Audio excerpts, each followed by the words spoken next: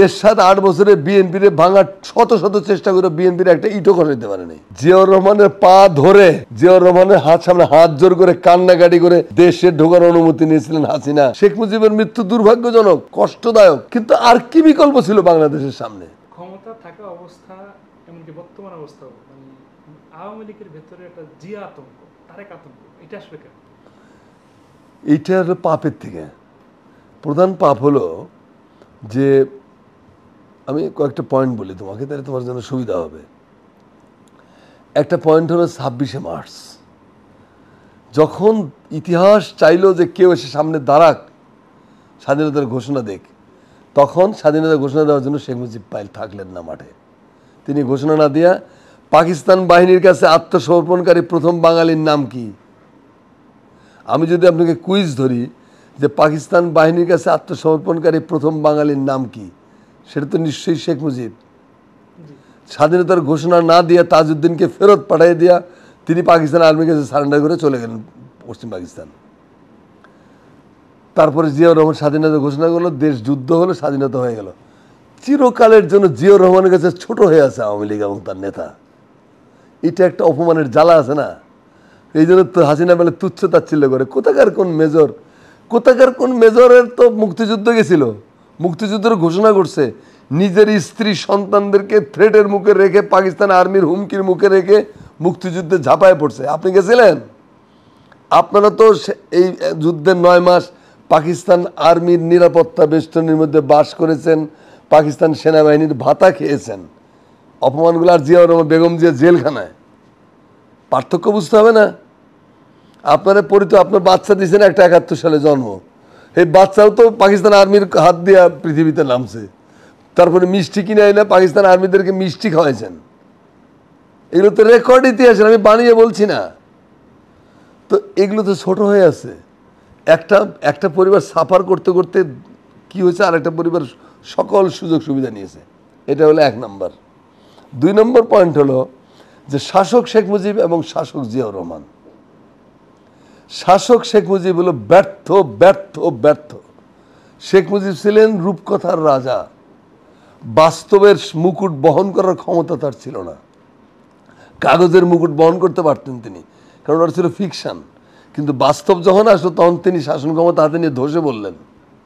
তিনি দেশ চালাতে পারেন নাই, ব্যর্থ অযোগ্য একজন শাসক, এবং চরম ডিক্টেটরের শাসন কায়েম করেছিলেন তিনি। আমি বলেছি একটু আগে যে 27,000 মানুষকে শুধু রাজনৈতিক ভিন্ন মত অবলম্বনের কারণে হত্যা করা হয়েছে নির্বিচারে, উইদাউট এনি ট্রায়াল। সিরাজ শিকদারের মতো এত বড় প্যাট্রিয়টকে হত্যা করা হয়েছে। হত্যা করে পার্লামেন্টে যে তিনি বলছেন যে কোথায় সিরাজ শিকদার, এ কথা তো শেখ মুজিব বলেছেন। কাজে শাসক শেখ মুজিবকে সময় 15 লক্ষ লোক দুর্ভিক্ষে মারা গেছিল, অথচ খাবারের কোনো সমস্যা ছিল না।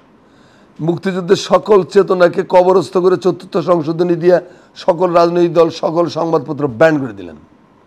এক নেতা থাকবে, এক দেশ থাকবে, আমি আর আমার বাকশাল। এই তো শেখ মুজিব। তারপরে 15ই আগস্টের একটা অস্বাভাবিক ঘটনা ঘটে গেল। কারণ তাজউদ্দিন বলছিলেন যে মুজিব ভাই, আপনি যে বাকশাল করলেন, আপনি তো নেমে যাওয়ার কোনো পথ রাখলেন না। এ তো ব্লাড শেড ছাড়া আপনাকে তো উৎখাত করার আর কোনো রাস্তা থাকলো না। তাই হয়েছিল। শেখ মুজিবের মৃত্যু দুর্ভাগ্যজনক, কষ্টদায়ক, কিন্তু আর কি বিকল্প ছিল বাংলাদেশের সামনে?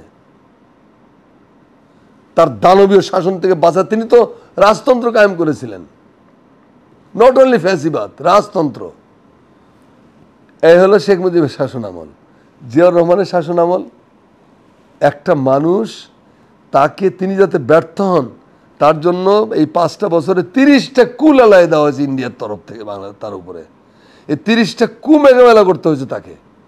তারপর একটা ভিক্ষার ঝুলি, বটমলেস বাস্কেট, সেই দেশটাকে তিনি 1 বছরের মধ্যে খাদ্যের স্বয়ং সম্পূর্ণ করেছিলেন। আইনের শাসন ফিরিয়ে এনেছিলেন।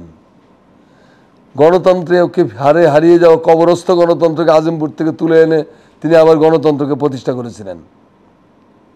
বহুদলীয় গণতন্ত্র যেটাকে বলা হয় সেটা তিনি কায়েম করেছিলেন। বাংলাদেশকে আধুনিকতার দিকে নিয়ে গেছিলেন। আর আরও যেটা বড়, সেইখানে আওয়ামী লীগ আরও বেশি ছোট হয়ে আছে।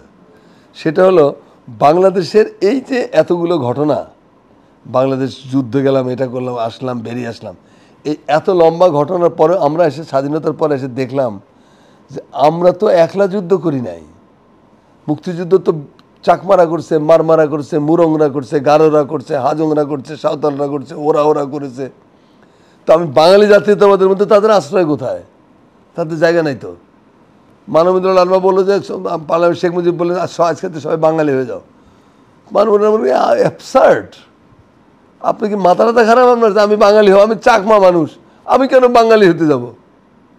অর্থাৎ আত্মপরিচয়ের সংকট, রাষ্ট্রের আত্মপরিচয়ের সংকট, যাতে ঘোলাটে আবহাওয়া তৈরি হলো, জন্ম নিল শান্তি বাহিনীর মতো একটা ভীষণ ভয়ঙ্কর বিষ ফোড়া। ইন্ডিয়ায় শুধু বাংলাদেশের অকল্যাণের জন্য যা দরকার সব তো ইন্ডিয়া করে, আর তো কেউ করে না, সেটা তারা করলো। এই আত্মপরিচয়হীন জাতিকে একটি আত্মিক পরিচয় তিনি দান করেছিলেন, একটা ইউনিফর্মিটি, একটা ডিসিপ্লিনের মধ্যে জাতিকে নিয়ে আসলেন, একটা আমব্রেলার নিচে জাতিকে নিয়ে আসলেন। জাতির রাষ্ট্রিক এবং রাজনৈতিক যে পলিটিক্যাল এবং রাষ্ট্রনৈতিক যে দর্শনটা ছিল না, ফিলোসফি ছিল না, পরিচয় ছিল না, এগুলোর থেকে তিনি জাতিকে উদ্ধার করলেন। তিনি বাংলাদেশি জাতীয়তাবাদ আইনে তিনি বললেন, তুমি যে চাকমা, তোমার চাকমা পরিচয় অক্ষুণ্ণ থাকবে। তুমি যে বাঙালি, তোমার বাঙালি পরিচয় অক্ষুণ্ণ থাকবে। তুমি যে মারমা, তোমার মারমা পরিচয় অক্ষুণ্ণ থাকবে। তুমি গারো ঠিকই থাকবে, কিন্তু রাষ্ট্রিক পরিচয় আমরা সবাই বাংলাদেশি। এইখানে আর কারো কোনো দ্বিমত নেই। এই যে বাংলাদেশকে সেভ করে দিয়ে গেলেন, রক্ষা করে দিলেন, এইখানেও শেখ মুজিব পরাজিত হয়েছে রাজনৈতিকভাবে। জিয়াউর রহমানের কাছে বহু ফিট নিচে পরাজিত হয়ে পড়ে আছে। শেখ মুজিব করেছিলেন এই ইস্যুকে আত্মপরিচয় তো দেনই নাই, রাষ্ট্রের মধ্যে গৃহযুদ্ধ লাগাইছিলেন। জিয়াউর রহমান এইটাকে মোকাবেলা করে এমন একটা দর্শন দিয়ে গেলেন, বাংলাদেশি দর্শন, বাংলাদেশি জাতীয়তাবাদ, যে জাতীয়তাবাদের উপর বাংলাদেশ এখন দাঁড়ায় আছে। এরকম করে 100টা উদাহরণ দেওয়া যেতে পারে যে এই যে পরাজয়। আরেকটা কথা বলি, এটা হলো যে 81 সালে জিয়াউর রহমান গেছেন দিল্লিতে ইন্দিরা গান্ধীর সফরে আমন্ত্রণে।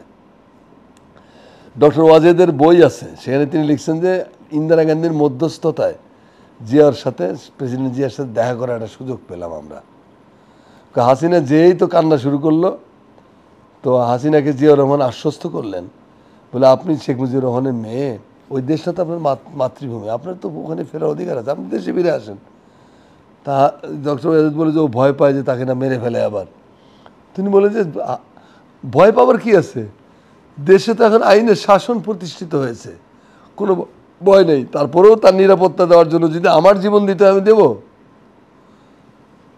তাহলে দাঁড়ানোটা কি, জিয়াউর রহমানের পা ধরে, জিয়াউর রহমানের সামনে হাত জোর করে কান্নাকাটি করে দেশে ঢোকার অনুমতি নিয়েছিলেন হাসিনা এবং তার পরিবার।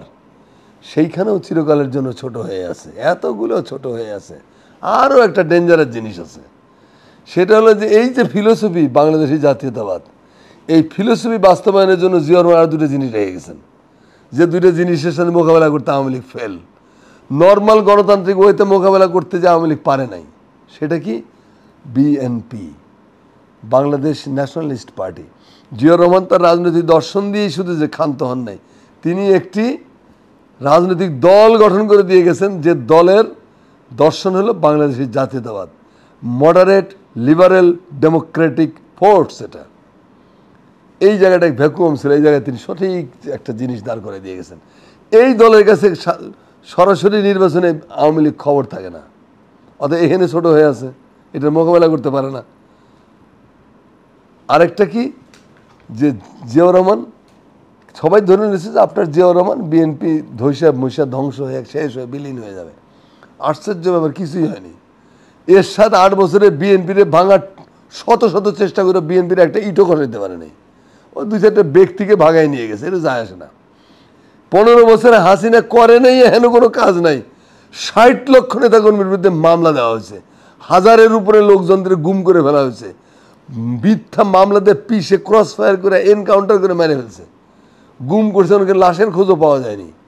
ইলিয়াস আলীর মতো মানুষ, চৌধুরী আলমের মতো লোক, এদেরকে খুঁজে পাওয়া যায়। জনি, তার 26টা বুলেট বুকে লাশ পাওয়া গেল রাস্তায়।